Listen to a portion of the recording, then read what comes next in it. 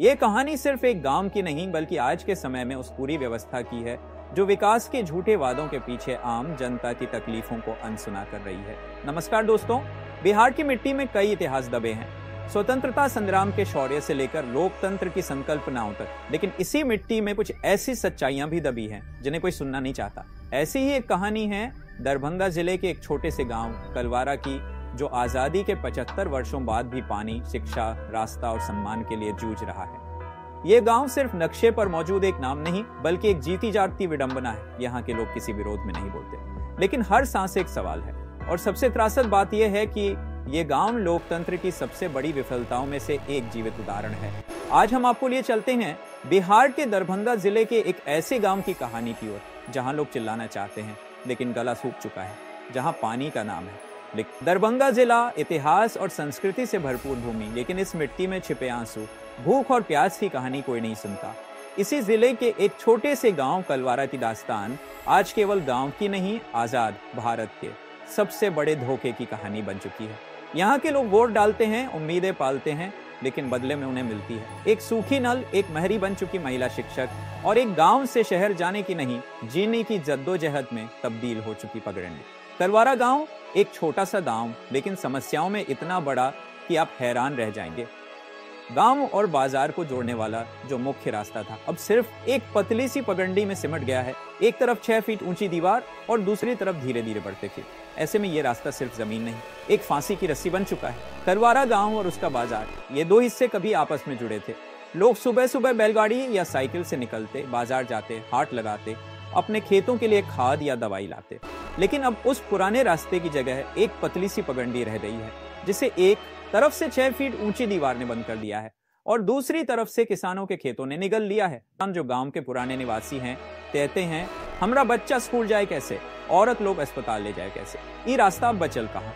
गांव की बुजुर्ग बताती हैं कि एक जमाने में ये रास्ता इतना चौड़ा था कि शादी ब्याह की बारात इसी से निकलती थी। लेकिन अब लोग दीवार से सटकर चलते हैं, छाया तो मिलती नहीं, लेकिन डर जरूर साथ। ये रास्ते सिर्फ ईस्ट गांव के लिए नहीं बल्कि इस रास्ते से पास के कई गांवों, मलिकपुर, बड़ी मलिकपुर जाने का शॉर्टकट रास्ता है।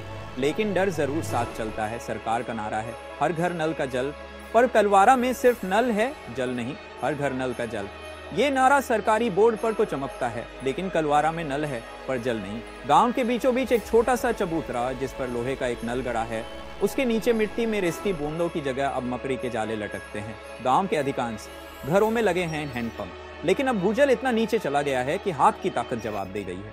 कुएं सूख चुके हैं और अब लोग आधा किलोमीटर दूर नहर से पीने का पानी लाते हैं, वो भी तब जब नहर में गंदगी और जानवरों की लाशें तैर रही हों। बात अगर शिक्षा की हो तो कलवारा गांव की कहानी शर्मनाक है। यहाँ की एक महिला शिक्षक बच्चों से पढ़ाने के बजाय पाम दबवाती हैं, बच्चों को छत पर ले जाती हैं, डांटती हैं, धमकाती हैं। कलवारा के सरकारी स्कूल की इमारत छत से टपकती है, खिड़कियों में शीशे नहीं हैं और कक्षा में मेज कुर्सियां नहीं। लेकिन सबसे बड़ी समस्या ये नहीं, यहाँ की एक महिला शिक्षक जिसे बच्चों को पढ़ाने के लिए रखा गया है, बच्चों से पैर दबवाती है और लड़कियों को डराती धमकाती है। एक दिन कक्षा 4 की छात्रा संजना अपनी माँ से कहती है, माई हम स्कूल नहीं जबू, मैडम छत पर बैठ के हमरा से पाँव दबाई छाऊ। जब संजना की माँ स्कूल पहुंचती हैं और शिक्षक से सवाल करती हैं तो उल्टा महिला शिक्षक उन्हें अपमानित करने लगती है। फिर वो पल संजना की माँ गुस्से से कांपती हुई कहती हैं, अगर आप फिर मेरे बच्चे के भविष्य से खिलवाड़ करेंगी तो मैं छत से कूद जाऊंगी, लेकिन आपको साथ लेकर।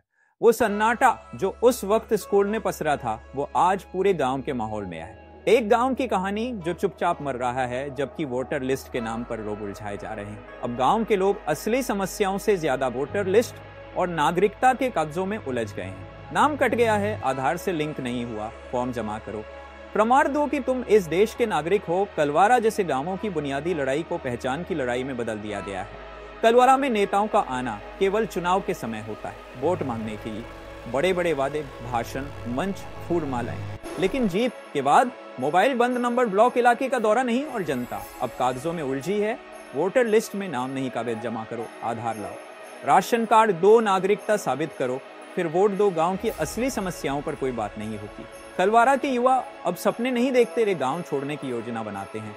मनरेगा में घोटाला, कोचिंग की सुविधा नहीं, बेरोजगारी के नाम पर हंसी। मनीष कुमार जो 10वीं में टॉपर था अब पंजाब में दिहाड़ी मजदूर है। वो फोन पर कहता है, गांव में रहकर क्या करूं। कलवारा सिर्फ एक गांव नहीं, ये एक चेतावनी है उन सैकड़ों गांवों की जो विकास के नकली दावों में फंसकर मर रहे हैं, जहां पानी के नाम पर प्यास है, शिक्षा के नाम पर शोषण है और वोटर लिस्ट के नाम पर पहचान की लड़ाई। अगर यह व्यवस्था अब भी नहीं जागी तो कलवारा जैसे गांव सिर्फ भूगोल में नहीं, इतिहास में ही खो जाएंगे।